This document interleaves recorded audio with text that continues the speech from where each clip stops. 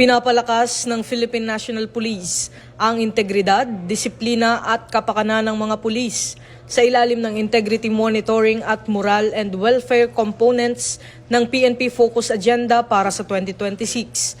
Layunin ng mga programang ito na paigtingin ang profesionalismo, pananagutan at etikal na pamantayan sa hanay ng kapulisan.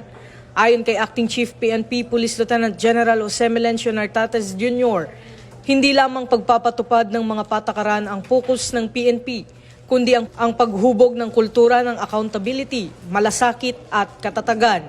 Kabilang dito ang pagpapalakas ng mental health programs tulad ng Bantay Kaisipan na noong 2025 ay nagsagawa ng libu-libong psychological exams, stress at anger management sessions, counseling at regular na evaluations para sa mga pulis. Pinatitibay rin ang liderato sa pamamagitan ng One-Day Squad Leaders Summit at True Leaders Heart, habang pinalalakas ang operational accountability sa Squad Weekly Interactive Meeting o SWIM na lumampas sa itinakdang target. Nagbigay naman ang PNP Chaplain Service ng espiritual at emosyonal na suporta sa libu-libong tauhan sa buong bansa. Binibigyan diin ni Police Lieutenant General Nartates na ang kombinasyon ng preventive care, patas na disiplina at reformation ang susi sa mas matibay na PNP sa 2026.